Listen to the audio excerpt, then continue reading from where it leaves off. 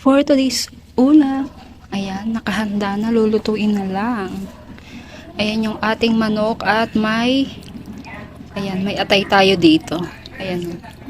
Tapos ito yung ating sayote at may tanglad. Ayan, kompleto na. Ayan, lulutuin na natin yan. Tara, lutuin na natin.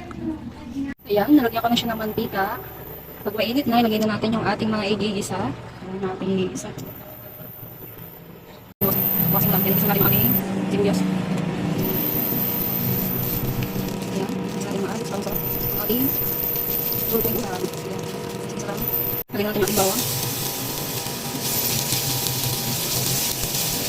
Ayan, sunod na natin ang ating luya. Ayan, isa, halo-halo.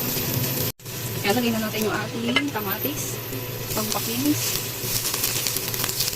Halo-halo lang din. Ayan. Halo-halo lang. Ayan, tabi natin. Ayan na siya, tinabi ko muna. Then, sunod natin ay yung ating sayote.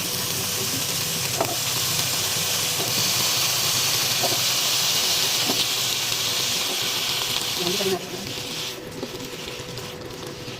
Halo-halo lang. Ayan, halo-halo lang. Ayan, okay na yan. Sirasin niya natin.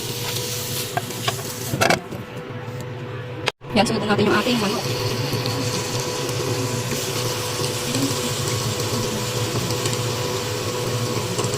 Ayan, pisa natin. Mamaya-maya na. Ayan yung ating manok. Konti lang kinuha ko. Ayan, marami pa dito. At tatabi muna natin yan. Baka hindi natin maubos. Ayan, yan. Ito lang muna. Ito lang muna ang ating lulutuin. Tututul na araw na may iba. Ayan, ang dami. Ayan yung ano. Dito ba yung ano talaga? Ayan yung ano. Dito natin. Yung atay. Hindi natin isaw. Ito lang yung kinuha kong ano. Sakto na ito sa amin. Kasi kung uubusin ko, baka kulang pa namin yung bukas. Dahil bukas iba naman. Ibang luto naman. Halo-halo na. Ayun na ating manok. Nag-light brown na. Grabe na. Nagpuntika talaga siya. Lagyan na natin ang ating pasado. Paano natin. Halo-halo lang. Nalagyan na natin natin sayote.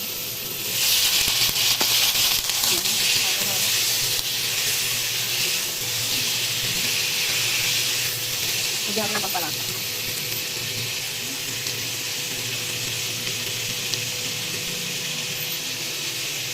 Yung haluin natin.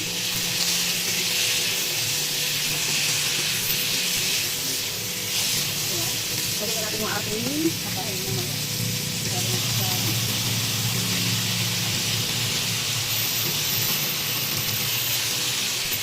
Hindi ko natin ang konti.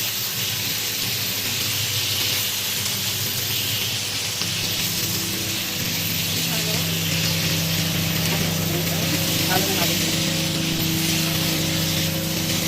Lagyan natin ang konti. Lagyan natin ang sabaw. Lagyan natin ang sabaw.